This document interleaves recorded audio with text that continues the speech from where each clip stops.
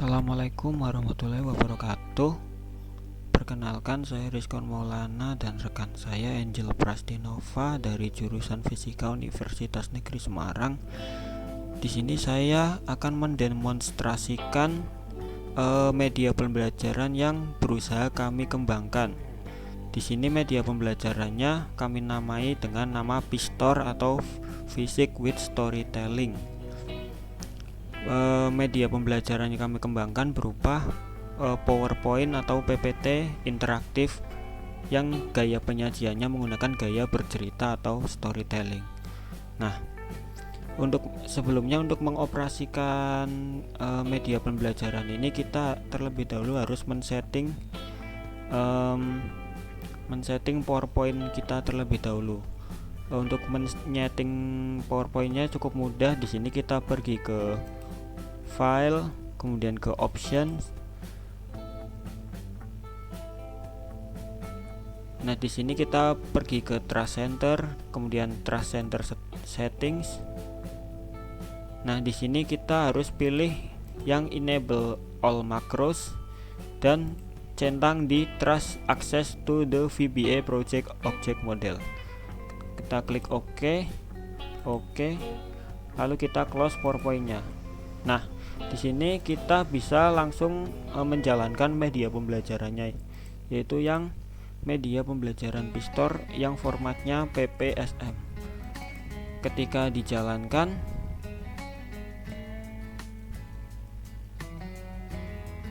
nantinya akan langsung masuk ke slideshow.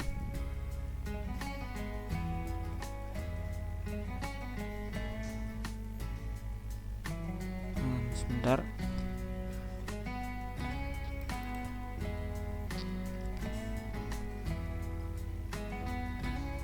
Nah, ketika dijalankan akan masuk ke medianya seperti ini. Tampilan awalnya ada judul media, kemudian ada materi yang akan dibahas, dan kita masuk ke menu utama pada media ini.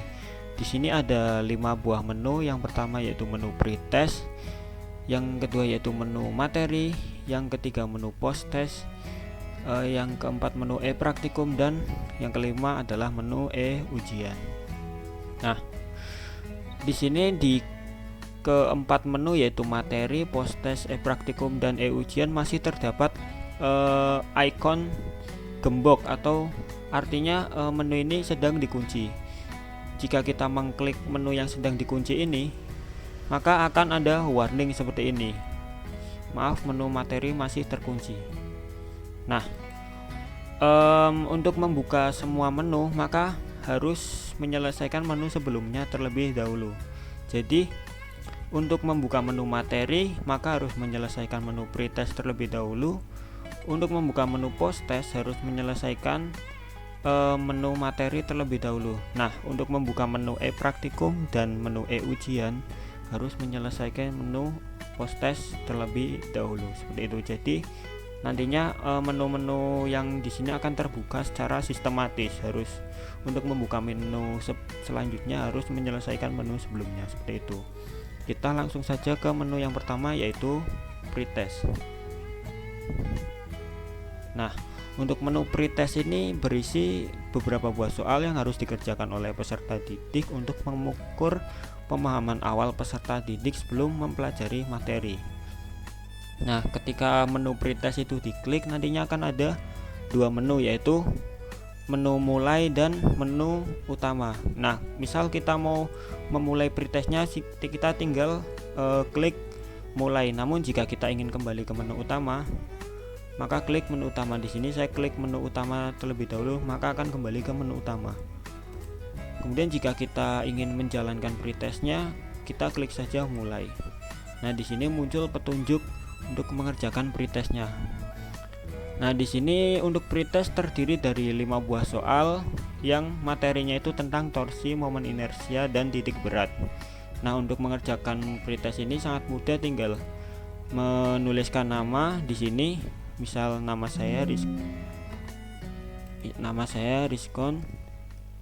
Nah, kemudian setelah menulis nama kita bisa klik mulai kerjakan. Nah, ketika sudah diklik mulai kerjakan, maka akan muncul soal nomor 1.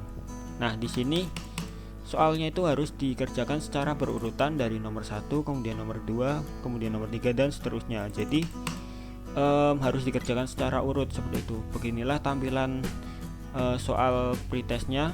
Di sini peserta didik tidak dapat menuju ke soal selanjutnya sebelum menjawab soal yang pertama ini.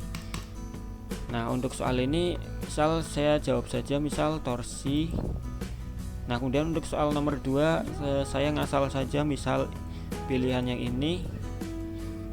Misal untuk yang ini pilihannya yang ini, kemudian ini yang ini, dan soal yang terakhir nomor 5 yaitu saya pilih yang ini, pilihan ke C. Nah, setelah mengerjakan 5 buah soal maka akan ada halaman konfirmasi seperti ini. Peserta bisa mengakhiri pretest jika sudah yakin atau ingin mengulangi pretest jika belum yakin. Misal di sini saya ingin mengulangi pretest karena saya belum yakin. Ketika klik ulangi pretest maka kita kembali ke halaman di mana kita harus memasukkan nama. Misal saya masukkan nama saya Rizkon, kemudian kita mulai kerjakan. Nah, di sini saya jawab asal saja. Dari 5 buah soal saya jawab asal. Nah, ketika sudah muncul kembali halaman konfirmasi seperti ini, saya klik saja akhiri pretest, maka akan ada warning seperti ini. Apakah kamu ingin mengakhiri pretest? Jika sudah yakin, klik saja yes. Nah, di sini saya mendapat nilai 100 karena kebetulan mungkin saya menjawab dengan benar ke 5 buah soal. Di sini terdapat nama saya tadi, nama saya yang saya tuliskan yaitu Rizkon. Kemudian juga di sini ada tampilan nilai yang saya dapat yaitu 100 karena saya berhasil menjawab 5 buah soal dengan benar. Nah, setelah muncul halaman ini kita bisa kembali ke menu utama. Namun ketika kita kembali ke menu utama akan ada warning seperti ini. Selamat kamu membuka menu materi, karena tadi untuk syarat untuk membuka menu materi adalah menyelesaikan pretest, sedangkan kita sudah menyelesaikan pretest maka menu materi terbuka. Nah, ketika kita kembali ke menu utama maka untuk menu materi itu sudah tidak ada ikon gemboknya, maka menu materi sekarang bisa kita akses. Nah, di menu materi ini adalah menu utama di media ini, dimana pada menu materi akan berisi paparan materi yang akan dipelajari peserta didik, di mana materi akan disajikan dengan gaya bercerita atau storytelling seperti itu. Kita klik saja mulai.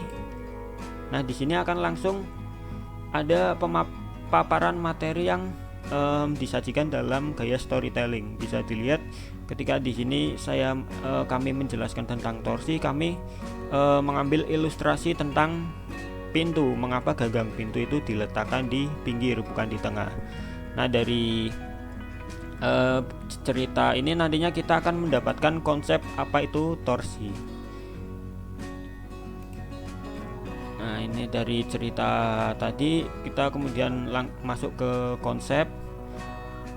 Jadi begitulah kurang lebih media Pistori ini bekerja. Materi sebelum dijelaskan tentang konsep maka terlebih dahulu disajikan sebuah cerita atau storytelling yang berkaitan dengan materi yang dibahas. Seperti itu. Untuk menu materi kurang lebih seperti itu. Di sini ada 2 tombol ya, ada halaman berikutnya dan ada halaman sebelumnya. Misal kita ingin kembali membaca halaman yang sebelumnya, kita klik saja halaman sebelumnya.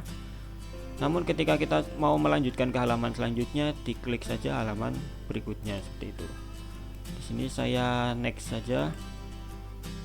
Di sini ada paparan materi yang terdapat ilustrasi juga yang harapannya bisa membuat peserta didik lebih paham.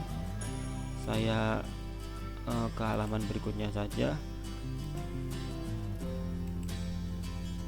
Nah, setelah kita selesai membaca materi maka akan muncul menu konfirmasi seperti ini. Apakah ingin mengulangi materi, nantinya akan kembali ke materi awal, akan kembali ke mempelajari materi dari awal, atau jika sudah yakin dan ingin mengakhiri materi maka tinggal klik akhiri materi. Di sini saya akan klik akhiri materi, maka akan muncul warning seperti ini. Kita klik saja yes. Nah, di sini muncul warning lagi, selamat kamu membuka menu post test. Nah, ketika klik OK maka akan kembali ke menu utama. Namun di menu utama menu post test sudah tidak digembok atau sudah tidak terkunci, maka kita bisa mengakses menu post test seperti itu. Kemudian untuk menu post test, jika kita klik maka akan sama saja seperti menu-menu sebelumnya, akan muncul tampilan seperti ini. Dan di menu post test ini akan ada beberapa soal mirip dengan menu pretest, namun post test ini dilakukan setelah peserta didik mendapatkan pemaparan materi seperti itu. Ketika sistemnya sama, masih dengan sistem yang sama, ada 5 buah soal. Di sini jika ingin mengerjakan post test tinggal menuliskan nama, misal di sini saya tuliskan nama Angel. Kemudian kita mulai kerjakan. Nah, di sini akan muncul 5 buah soal yang harus dijawab peserta didik. Nah, karena ini post test maka dilakukan setelah mempelajari materi. Jadi nantinya hasil post test ini bisa dibandingkan dengan hasil pretest untuk membuat kesimpulan apakah setelah dilakukan pemberian materi yang yang bergaya storytelling dari media ini, apakah peserta didik nantinya lebih paham atau tidak, seperti itu. Harapannya peserta didik akan lebih paham setelah mendapatkan pemaparan materi yang bergaya storytelling. Nah, hasilnya itu bisa kita dapat dengan membandingkan antara pretest dengan post test. Itu kita di sini saya jawab asal saja.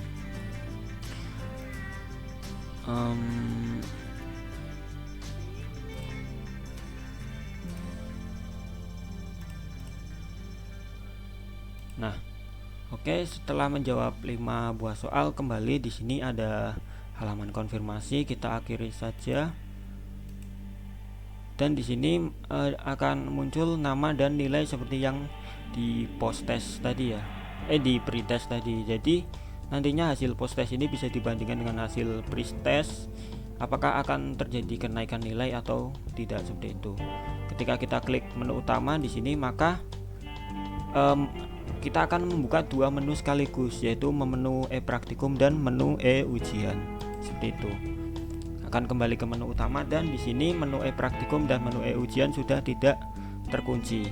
Nah, kenapa setelah menyelesaikan post test langsung membuka 2 menu sekaligus? Karena nantinya mau itu e-praktikum maupun e-ujian itu berdasarkan kebijakan guru. Mau menggunakan e-praktikum untuk seperti lembar kerja peserta didik seperti itu, atau menggunakan e-ujian untuk menyelenggarakan semacam ulangan harian atau ujian harian, seperti itu. Kita bahas dulu yang menu e-praktikum, seperti itu. Ketika kita klik maka tampilannya akan sama. Di sini e-praktikum berisi prosedur aktivitas yang akan dilakukan oleh peserta didik berupa praktikum elektronik yang nantinya berbasis PET Colorado tentang torsi dan kesetimbangan. Ketika kita klik mulai, nah di sini ada tujuan e-praktikum, kemudian ada teori dasarnya berupa tentang torsi dan kesetimbangan. Nah, di sini juga ada alat dan bahan. Alat dan bahannya ada 5 buah. Nah, e-praktikum itu nantinya akan dilakukan di sini di link e-praktikum. Jika kita klik ini, nantinya akan langsung ngelink ke PET Colorado, seperti itu. Sebentar. Nah, setelah kita klik link yang ada di PowerPoint tadi, kita akan langsung menuju ke PET simulation di sini untuk materi yang kesetimbangan. Nah, di sini juga terdapat link tabel e-praktikum sementara yang jika diklik di sini maka akan langsung ngelink ke halaman tabel praktikum sementara.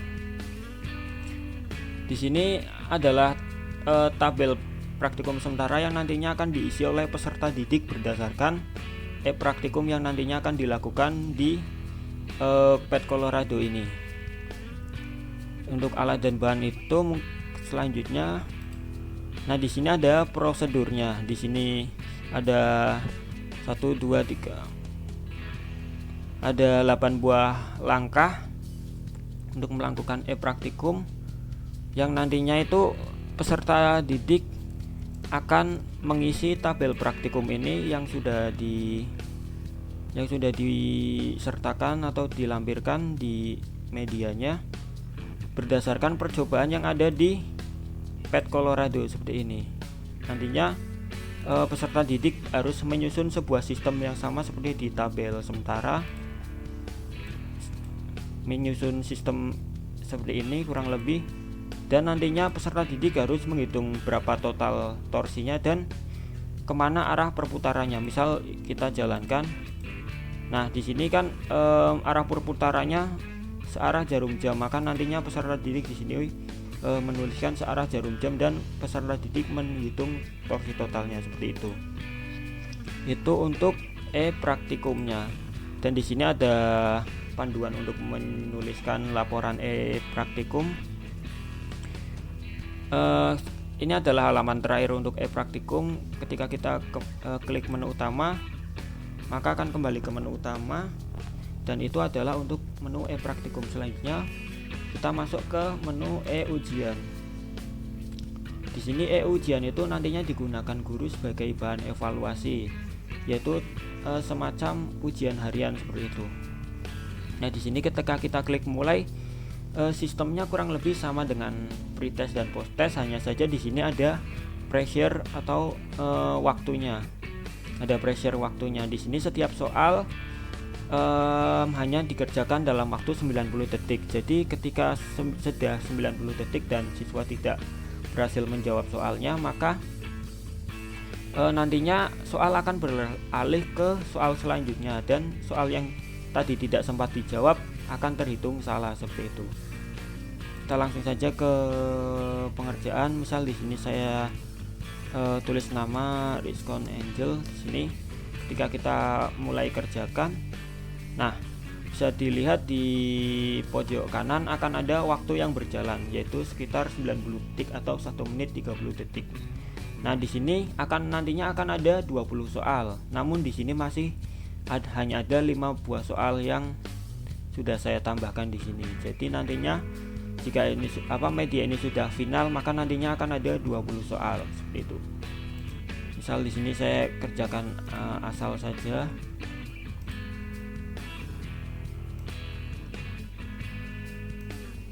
Nah, akan kembali muncul halaman konfirmasi seperti ini. Ketika klik saja akhiri, dan nantinya akan muncul nama dan skor yang saya dapat seperti itu. Kita kembali ke menu utama, dan itulah gambaran singkat dari media pembelajaran yang berusaha kami susun. Nah, terakhir untuk media ini akan ada 2 bentuk, yaitu bentuk yang formatnya PPSM dan formatnya PPTM. Perbedaannya apa? Untuk format yang PPSM jika di run atau dijalankan, maka akan langsung masuk ke slideshow seperti itu. Jadi tidak dapat mengedit atau mengubah-ubah isi yang ada di dalamnya. Nah seperti ini. Ketika tadi saya jalankan akan langsung masuk ke slideshow seperti itu. Nah namun untuk format yang kedua, yaitu format yang PPTM, nantinya tidak akan langsung berjalan ke slideshow, namun akan membuka PowerPoint seperti biasanya. Seperti ini tampilannya. Nah, di sini kita bisa menambahkan isi atau mengubah isinya. Seperti itu. Kurang lebih bedanya seperti itu. Nah, untuk yang format PPTM itu nantinya akan digunakan oleh guru, karena guru pastinya punya hak atau punya wewenang untuk menambahkan isi untuk media pembelajaran ini. Sedangkan yang format PPSM itu nantinya untuk siswa. Jadi siswa tidak akan bisa untuk mengubah-ubah isi yang ada di dalamnya. Mungkin itu saja dari kami, kurang lebihnya mohon maaf. Terima kasih. Wassalamualaikum warahmatullahi wabarakatuh.